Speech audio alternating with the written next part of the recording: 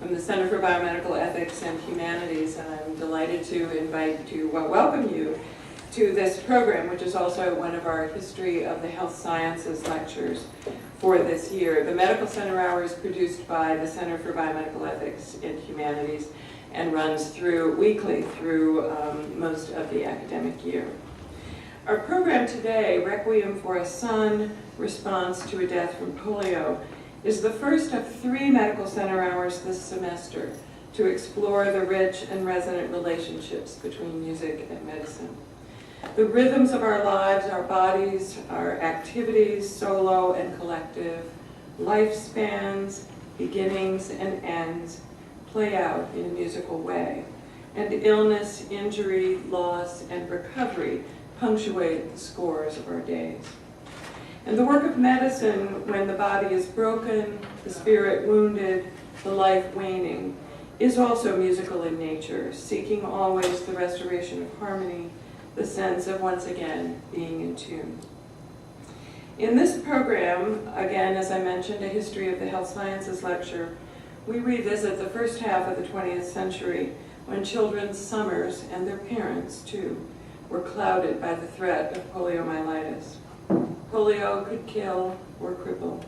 It came with little warning and left its mark. Indeed, Dr. Tom Hunter, our former Dean of Medicine here and founder of this Medical Center Hour, contracted polio in 1920 at the age of 7. He lost the use of his legs and ever after depended on braces and crutches.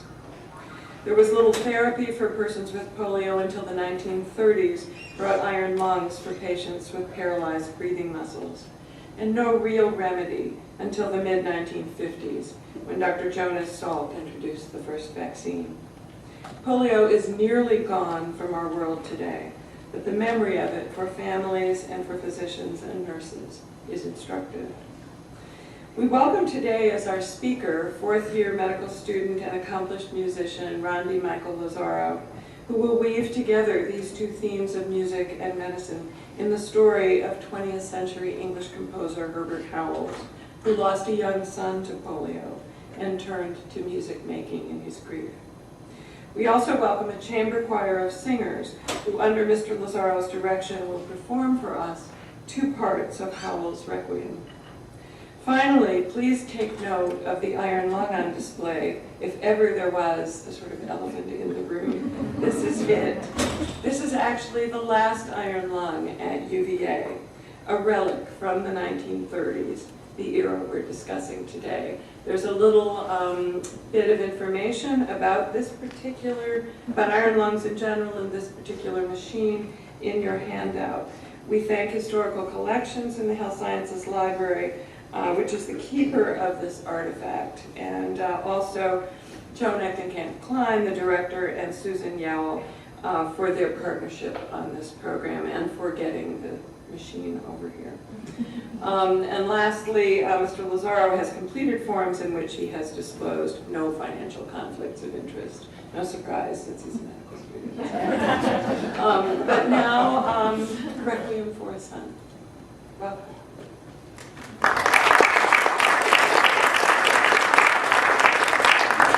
Welcome everyone to today's Medical Center Hour. It's an honor for me to be speaking today. As Marcia mentioned, I'm both a 4th-year medical student and a musician. And ever since I started my medical studies, I've been interested in exploring the intersection between music and medicine, which at first seemed to be 2 dissimilar fields. And today I'll be discussing a piece that really exemplifies the intersection of music and medicine and highlights how music can reflect these issues of illness and death that we often deal with in medicine. So Herbert Howells, a celebrated English composer, musician, organist, and teacher of the 20th century, suffered personal tragedy when his 9-year-old son Michael died of polio in 1935. Just a few years earlier, he wrote a requiem for a cappella chorus, and this requiem, meant to be a commemoration for the dead, suddenly took on a much more personal significance with the death of Howell's son. And he would eventually draw upon a lot of this material from the Requiem and writing another major choral work in Michael's memory. So today I'll be discussing the circumstances that led to young Michael's sudden illness and death, and how this event affected the music that Howells would go on to compose. I'll also touch upon some of the historical background of polio in the 1930s, which was a disease that was potentially debilitating or even deadly back then, but is now rarely seen thanks to the widespread use of vaccinations and other medical advances. I'm also joined today by a wonderful chamber choir, and we'll be performing some illustrated excerpts from the Requiem, as well as concluding with singing two movements from Howell's Requiem.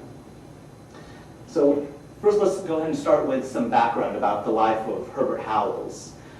Even though he might not be a household name, even among some fans of classical music, he's most well known for his contributions to the British musical canon, and especially the music of the Anglican Church. So he was born in 1892 in Lydney, Gloucestershire, England. His father was an organist at the local Baptist church. Herbert showed great musical promise as a child and began studying with Herbert Brewer, who was the organist at Gloucester Cathedral in 1905. And he drew upon musical influences from English composers of the past and the present day. In 1912, he won a scholarship to the Royal College of Music in London, where he studied under various esteemed composers such as Charles Villiers-Stanford, Charles Wood, and Hubert Parry. And his early compositions at the time included orchestral repertoire and also pieces for organ. In terms of an interesting medical connection early on in his life, his promising career appeared to be cut short in 1915 when he developed a severe case of Graves' disease, which is a major cause of hyperthyroidism. Some of the symptoms he suffered from were chronic exhaustion, difficulty walking, and also difficulty walking and talking at the same time, protrusion of his eyes, as is commonly seen in Graves' disease, and a heart rate around 130 beats per minute. Doctors gave him 6 months to live at this point, and his condition prevented him from being enlisted in the military during World War I. He traveled back and forth between his home in Lydney and St. Thomas Hospital in London, where he was given then untried treatments of radium injections twice a week. He was briefly assistant organist at the Salisbury Cathedral, but had to resign because of his frequent travel to London for treatment. And despite his ill health, he continued to work and compose. Gradually, he recovered from the disease and would eventually go on to live to the age of 90. During his years of recuperation, around 1917 to 1920, the Carnegie Trust gave him a grant to assist R.R. Terry in writing in actually editing some Tudor period manuscripts. In 1920, he joined the faculty of the Royal College of Music, where he remained until well into his 80s. And even though he became busy with his obligations as a teacher and an adjudicator for music competitions, he continued to write orchestral and chamber music. In 1920, he married the singer Dorothy Daw, and they had 2 children, daughter Ursula, born in 1922, who would later become an actress, and son Michael, born in 1926. Now, before we discuss the circumstances surrounding Michael's death from polio, let's first take a look at the historical context of polio in the 1930s. So poliomyelitis was commonly called infantile paralysis in the early 20th century. And it's a viral disease that affects the central nervous system. It's spread person to person, primarily by the fecal-oral route. The virus replicates in the GI tract and then travels through the bloodstream to the central nervous system, where it destroys motor neurons. And even though most polio infections are asymptomatic due to the immune system fighting off the virus in the GI tract, other cases range from milder symptoms such as fever, aches, or nausea, to more serious symptoms of flaccid paralysis, including muscle weakness and atrophy. And today, thanks to polio vaccinations, polio is nearly eradicated worldwide, except in some regions of Africa and Asia. However, in 1935, it would be years before the development and release of both Jonas Salk's injectable inactivated polio vaccine, licensed in 1955, and Albert Sabin's orally administered live attenuated vaccine, which was licensed in 1962. Some of the polio vaccine experiments before then, such as those of Brody and Colmer in 1935, had failed horribly. Major polio epidemics occurred yearly during the 20th century. In 1916, there was a great polio epidemic that resulted in over 27,000 cases and over 6,000 deaths in the US. And because of improvements in domestic hygiene and environmental sanitation, fewer infants and young children were exposed to polio, and they developed immunity early in life. So exposure to polio was delayed until later in childhood or adulthood, when polio was more likely to take on the paralytic form. And research at this time focused on improved treatment and rehab, but also methods of preventing disease. And specialized hospital centers were developed to care for polio patients with paralyzed respiratory muscles. So we have this device here, and there's a picture of an older version of the iron lung, which was developed around 1929 by Philip Drinker and Louis Shaw at Harvard. This is an artificial respirator that had proved to be an effective supportive treatment for polio patients with paralyzed respiratory muscles. So what would happen is the patient would lie in the iron lung with their head outside the opening, and the rest of their body would be sealed inside. And there's a piston-like device inside that raised and lowered the air pressure inside the machine, and that caused the chest cavity to expand and contract, similar to normal breathing.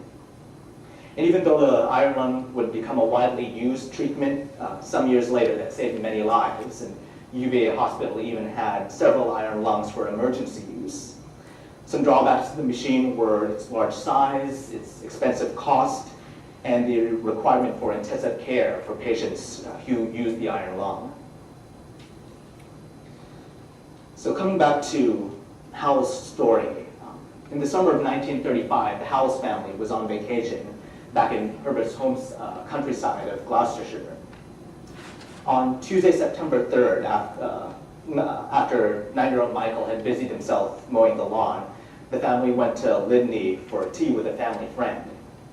And on the way home, Michael had complained of feeling unwell and went to bed early, as we can see in this diary entry. Tuesday, September the 3rd, we went to Lydney, the Primrose Hill walk, and complained of being unwell on way home. He was early to bed. And following that, Howells wrote in his diary about the rapid progression of events that followed. Wednesday the 4th, Mick's coming to our room in early morning. Temperature, bad back. Dr. Nanda sent for. Herbert arrived with coat he thought Mick had lost. Dr. N came at 2:30 p.m. Chill, to St. Briaville's for medicine. At 9 o'clock in Taylor's car. Thursday the 5th, Mick worse. Dr. N at 11:15. Orders for London. Ambulance in Cheltenham Flyer, London. Dr. Dowling. Nursing home. Dr. Hunt. Fearful anxiety. And from this we can see that Michael was taken by ambulance to the Gloucester railway station, rode the Cheltenham Flyer train to London. Friday the 6th, nursing home at 8:45. Dr. H at 9 a.m. With M most of the morning, lunch with Scots. M again at 2:30, grave change. Mrs. Fisher came, Mick worse always. Dr. H, 7 p.m. Hope, then despair. Dr. Brunton, Dr. Fisher. Mick died at 10:10 p.m. So just to give you an idea of the timeline of what happened, Michael shows his first symptoms of illness on Tuesday, the 3rd of September, and 3 days later he dies. Michael's older sister Ursula recalls Michael's appearance as the family drove him to the Gloucester railway station on Thursday, the 5th of September. She described him as turning bluey black as his lungs were failing. And this description that Ursula gives suggests that Michael had contracted a severe case of bulbar polio, which is a rare type of polio that destroys nerves in the bulbar region of the brainstem and weakens muscles supplied by the cranial nerves, leading to problems with breathing, swallowing, and speaking. And even though the iron lung would become commonplace decades later, they were small in number during the mid-1930s. And his Michael's sister Ursula describes the issues regarding Michael's treatment course and whether to pursue placing him in an iron lung. And she writes, "It was lucky in one way that there was only one iron lung in London, and it was on the other side of London. It would have been possible to get it to him, but the doctors felt that it might be kinder to let him die, given that he would anyway be totally paralyzed for the rest of what would have been a much shortened life. So they had this awful decision to make, but fortunately he died while they were deliberating." The family had arranged to have Michael buried on Wednesday, September 11th, in the village of Twigworth, where Herbert and Dorothy had been married. So what began as a happy family holiday ended in tragedy. And Herbert Howells and his wife Dorothy were inconsolable at this point. A few days after the death of Michael, Howells had written to his friend Diana Aldridge, "I feel too frozen to write, at any rate yet. I wish I could comfort Dorothy. Keep us in mind for a long time. And if you're driving past Twigworth, go and greet what was Mick." So now, how does Howell's Requiem figure into this story?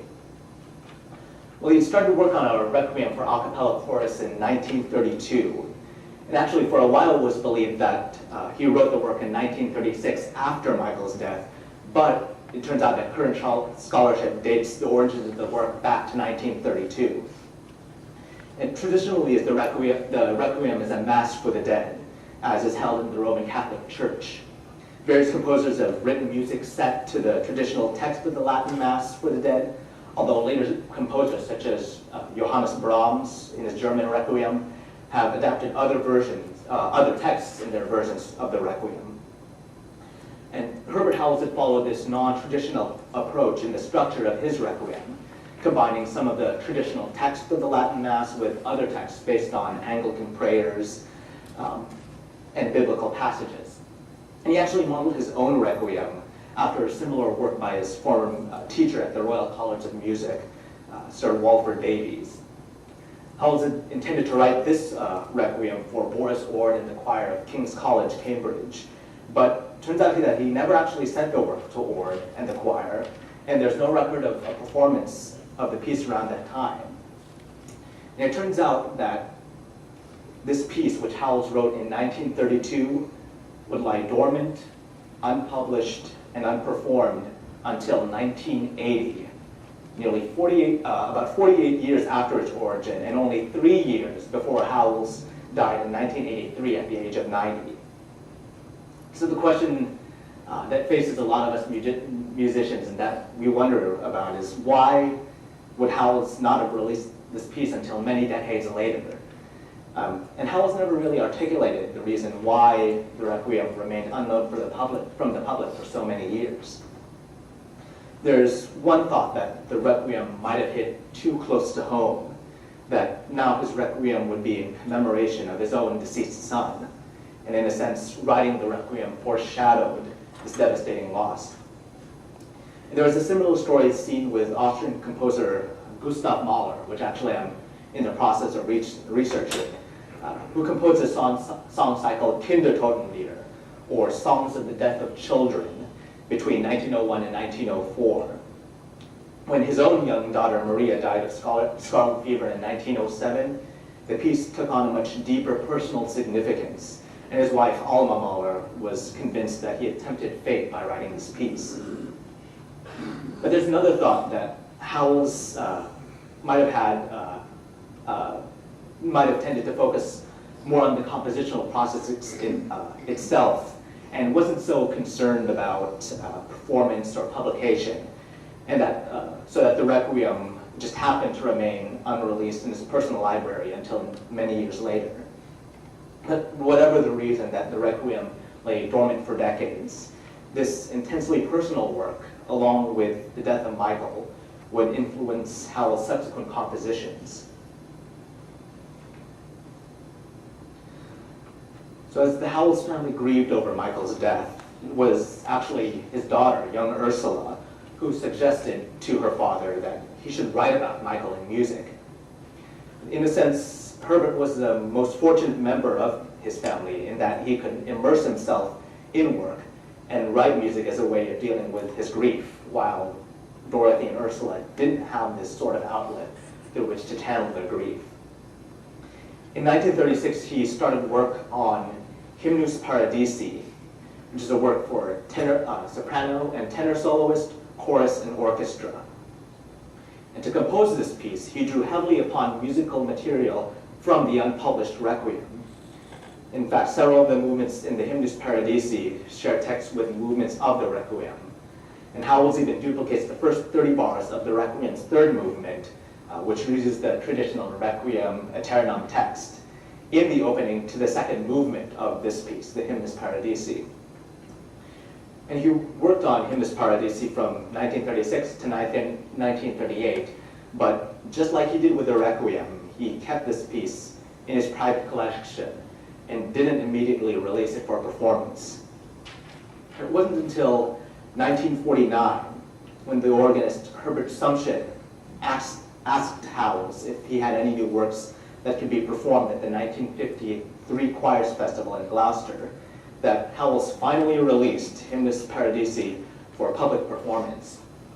Howells had showed the work to Assumption and other composers such as Gerald Finzi and Ray Vaughan Williams, some of the well-known names of British classical music, and they were all enthusiastic about this work.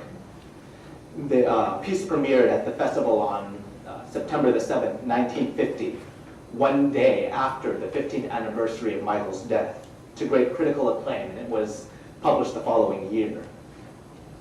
Some of the other works that Howells wrote in commemoration of Michael shortly after his death include the hymn tune Michael, set to the words, "All my hope on God is founded." Some other pieces include the Concerto for Strings and an unfinished cello concerto that Howells was writing around the time of Michael's death. And Howells also began writing more choral and organ music around this time, and his compositions contributed greatly to the music of the Anglican Church tradition. And it turns out that the loss of Michael would become a major influence in many of Howells' subsequent compositions. So let's go and return back to the Requiem, which is a piece that held great significance for Howells after the death of his son, would be used to write a major work in commemoration of Michael. And for this, I'll invite our choir that we have with us today to sing some passages from the Requiem.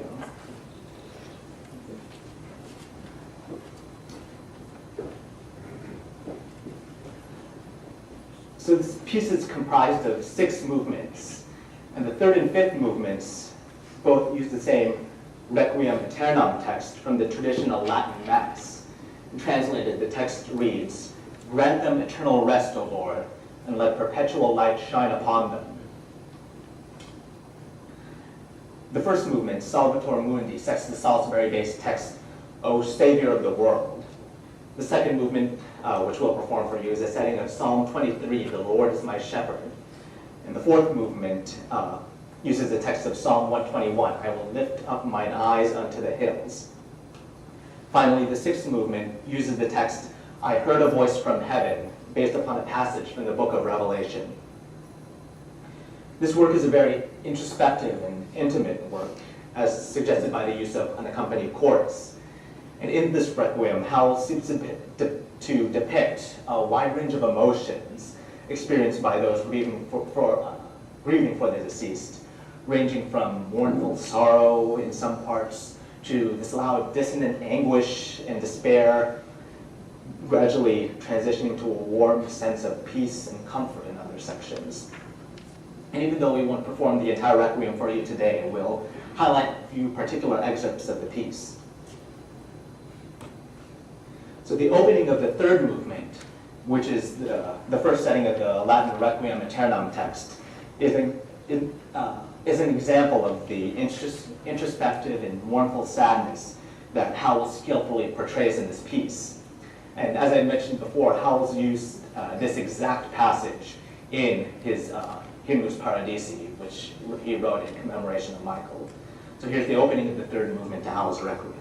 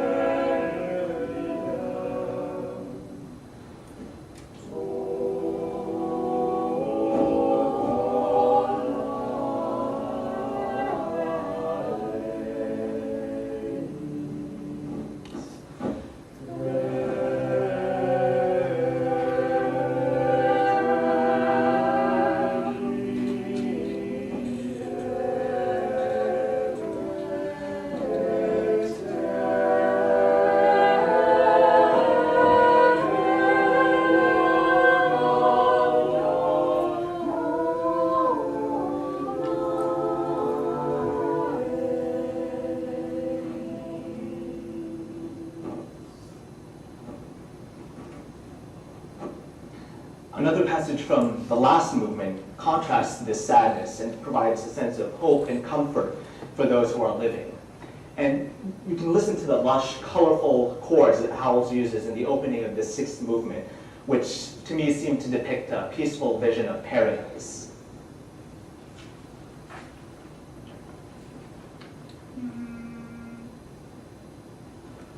I heard a voice from heaven saying unto me, Rise from henceforth, blessed are the dead, which died in the Lord.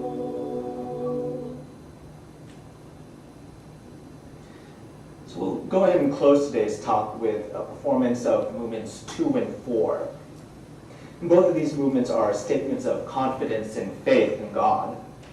Movement 2, which is a setting of Psalm 23, "The Lord is my shepherd," opens with several solo voices weave together and chant before the full chorus enters in a unison statement of, "Yea, though I walk in the valley of the shadow of death, I will fear no evil." Movement 4, a setting of Psalm 121, opens with a call and response section between a baritone soloist and a choir, and features the text, "I will lift up mine eyes unto the hills." And after that, the full choir enters in a bold, steadfast affirmation of faith before quieting to a gentle reassurance of comfort for the living. These two movements are great examples of Howell's lush, almost romantic style writing that is celebrated in the English repertoire. And before we perform these two movements for you, I just want to conclude by thanking you all for joining us today and for sharing in this exploration of music and medicine as it influences the life of one man.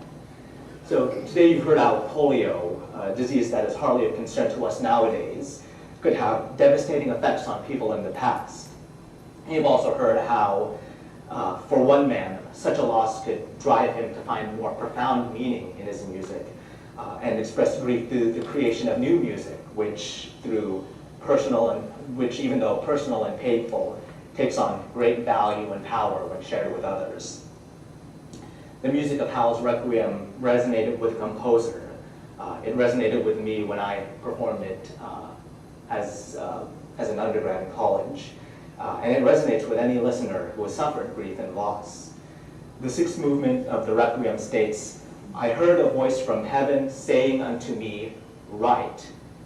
And thank goodness that he did exactly that, which was write this moving piece of music and eventually share it with all of us. So I thank you again for joining us for this Medical Center Hour, and now we'll perform for you movements 2 and 4 of Herbert Howells' Requiem.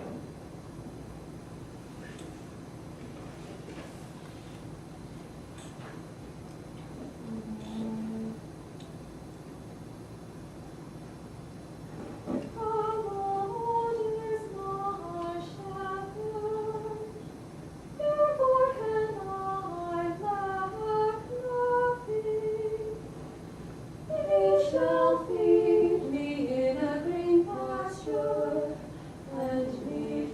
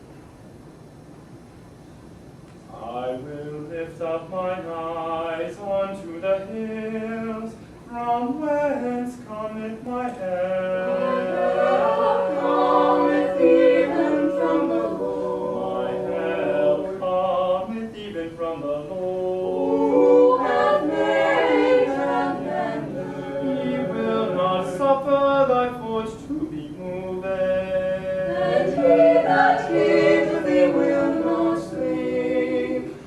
Behold, he that keepeth Israel shall neither slumber nor sleep.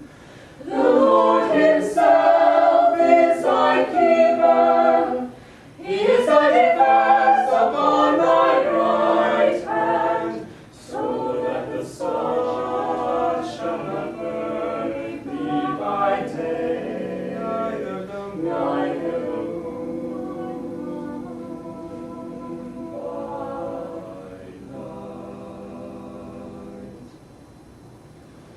The Lord shall preserve thee from all evil. Yea, it is even he that shall keep thy soul. The Lord shall preserve thy going out and thy coming in from this time forth and forevermore. I will lift up mine eyes unto the hills, from whence cometh my help.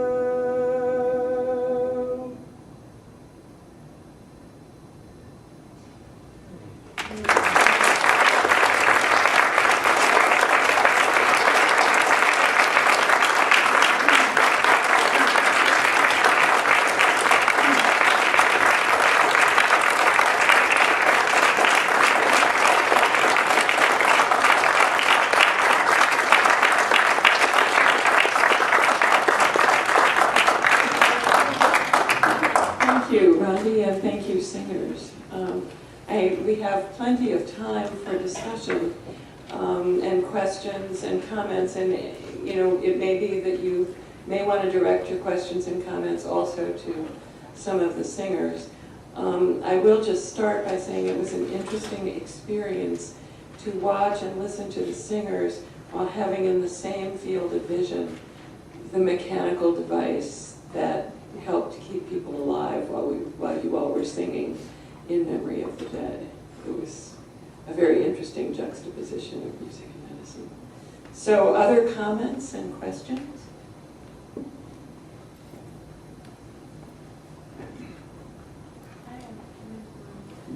I want to say we're fabulous. Can you wait for the mic there? We got Michael. Please let us know who you are. My name is Lois. I'm a nurse practitioner and I work with neuroradiology here at UVA. And I want to say first, thank you very much. It was a fabulous performance. Awesome that 6-7 individuals can create such a beautiful sound. I want to say that when I first came in, I saw the iron lung. This will tell you how long I've been a nurse, but I've actually used that in the intensive care here at UVA with several patients, and I can actually even name a patient or two. I can remember very clearly who we had in our line. It saved their lives. It was a terrible day for those persons, but unlike your fellow, it was not a permanent thing. It was just a transition until they could improve and get better. But yeah, I've worked with that.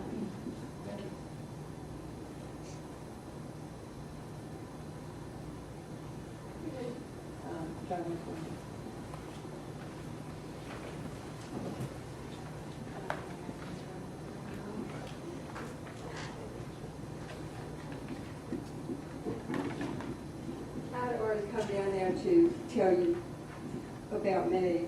My name is Patsy. I'm a nurse in pre-anesthesia, and I came not only to hear you and hear about this, but in honor of my brother, who died in 1944, a year before I was born, and he had bulbar polio, and there was nothing to help him. And he was healthy one day, and he was dead the next, but he was in one of those. And I thank you so much for presenting this. I think it's in some ways really helped me because it's been a long journey about having to hear something like this happen to someone that I never knew, but affected my life. So that's it. Great, thanks, it was beautiful.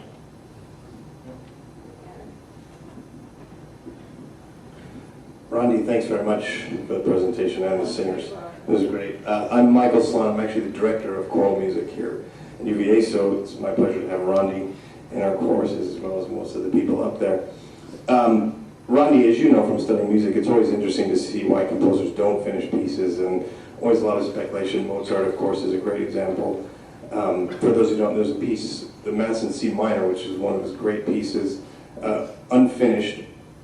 And after you kind of sort out the scholarship, it seems probably that he needed it for an occasion. He wrote what he had by the time he needed it, and then he just got busy with other projects and he didn't go back to it. But in this case, I didn't realize that he had pilfered this for another piece, so it seems that may be the reason that he felt he had translated it into something else.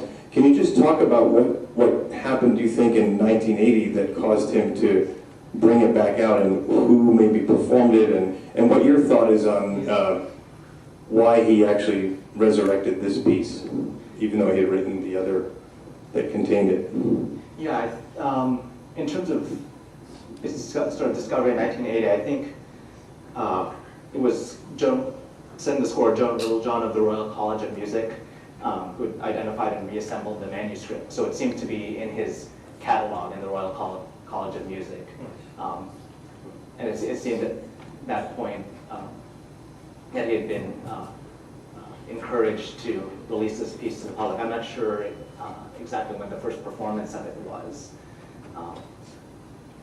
It's definitely interesting to think that a piece could slide dormant, so as beautiful as this, could lie dormant for 48 years, and then come out at the end of his life, really.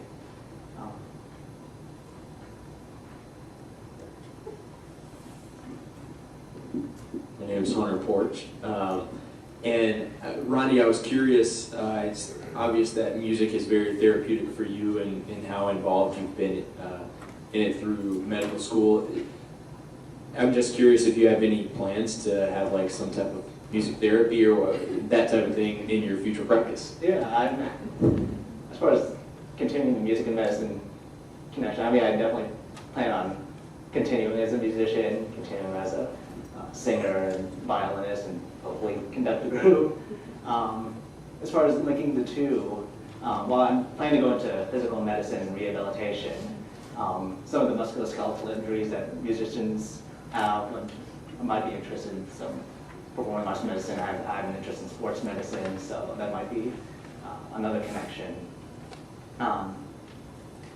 Yeah, there might be other sort of music therapy type connections that might reveal themselves along the way, but we'll see.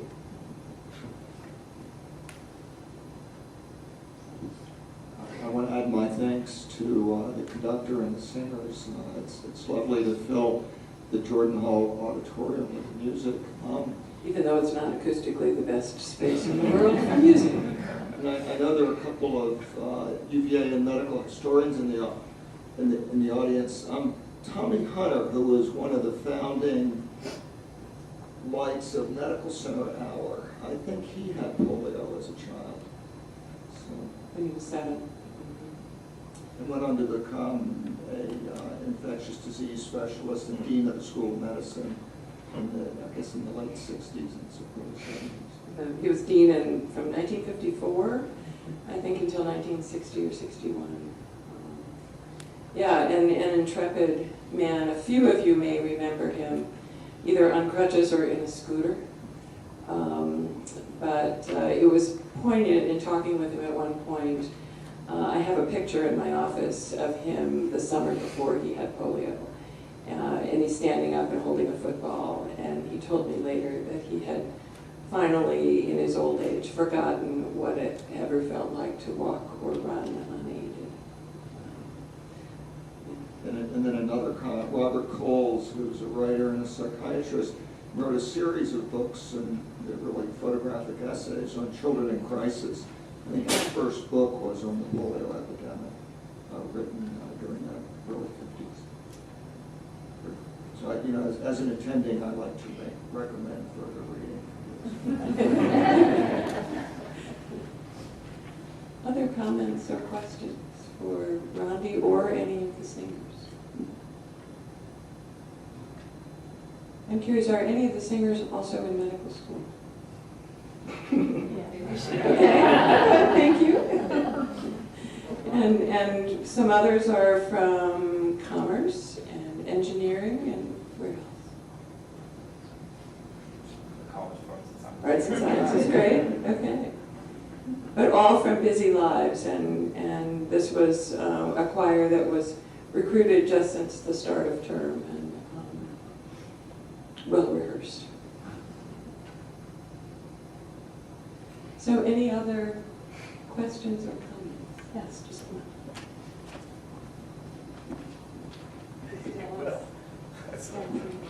Hi, I'm Will Brown. I'm one of the chaplain residents here at UVA and a former university singer a few years ago. So I just wanted to thank you for bringing this music and explaining in your talk about how his search for meaning really kind of found expression in this music, and especially the way that these different emotions and the conflicting feelings about what was happening, the grief and the hope, were all found voice in that music. And I appreciated the experience of hearing some of those emotions, even decades later, how he was able to find expression for those and preserve them for us.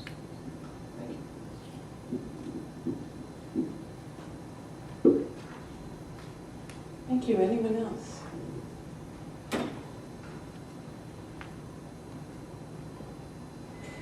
Okay, I think we will go ahead and close, but I will invite you to come next week. We actually have our second music and medicine program. This one more from a neuroscience perspective, a program called Music as Medicine, featuring Professor April Greenan from the University of Mary Washington in Fredericksburg. And later in the semester, we will have a program which tangentially relates to the music of Hildegard von Bingen, and when Victoria Sweet is here to talk about her book, God's Hotel, and her explorations of Hildegard's work, which included not only some religious texts and mystical texts and music, but also a medical text from the 12th century, which has inspired some of Dr. Sweet's work in what she calls slow medicine. I also will invite you to come down and visit with this interesting piece of equipment. There is on the shelf where the patient's head would have lain a guest book which was signed when this was part of an exhibition. So doctors and nurses and others who were seeing this recorded their impressions even after this had gone out of use. And again, it's not something that we see in practice so much these days, although in looking it up, I did find that probably there are about 100 still in use in the United States for persons with certain conditions, and people have lived as long as 60 some years using an iron lung. So thank you again, Rondy, and singers, and everyone, and we'll see you here next week. Thank you.